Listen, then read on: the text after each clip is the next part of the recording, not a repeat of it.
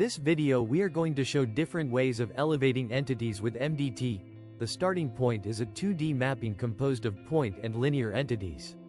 First of all, the elevation mapping points will be converted to MDT points.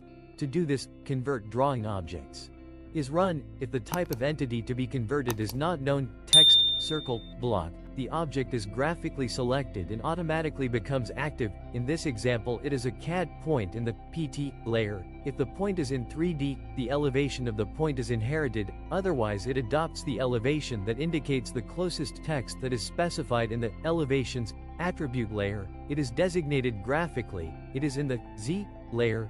In the same way, the rest of the attributes can be assigned if any. It is very useful to classify the points by level, for example to level 1, fill. Initially, the contour lines are going to be elevated, so only their layers and the elevation points are displayed.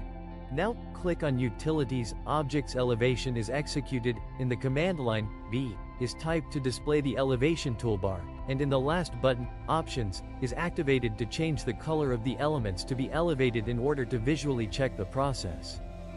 Next, the command, Multiple Objects Elevation, is executed. In the command line it asks for the distance between curves, in this case 1 meter, and then a line is drawn that cuts the polylines to be raised only once and an initial elevation is indicated.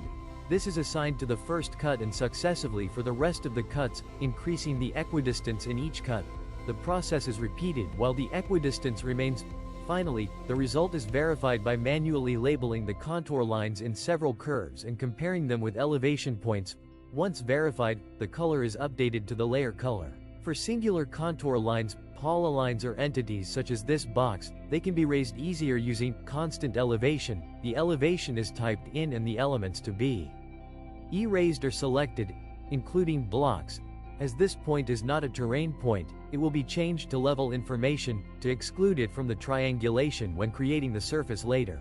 After elevating the contour lines, these can be used to elevate polylines that rest on them.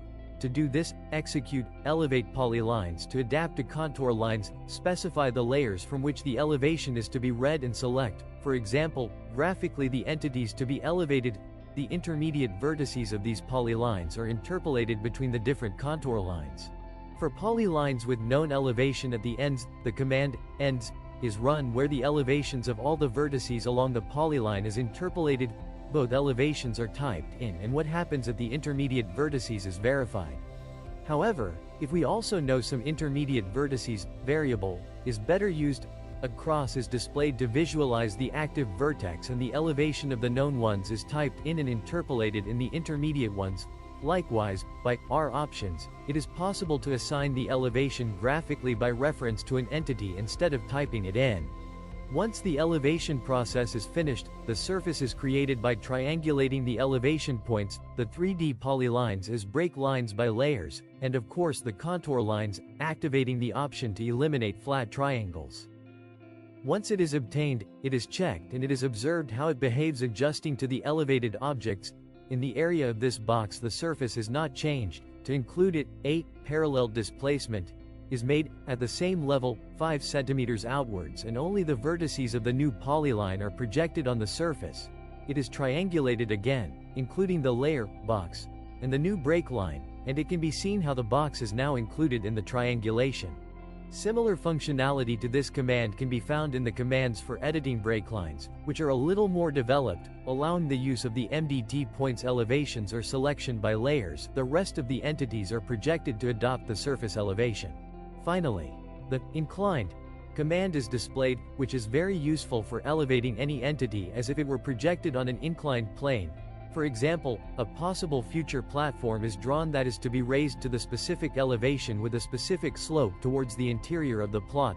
Inclined is executed, and the instructions on the command line are followed. The entity to be projected is selected, indicating its origin. The northern vertex closest to the sidewalk, the direction of the slope coincides with the side of the platform. The initial elevation of 79.5 and the slope of -3% are entered to pour the water into the interior. To check this, the platform vertices are converted to points and the elevations are verified, although it is easier to label the final slope from these points, -3%. These tools allow MDT users great versatility for the management of 3D entities.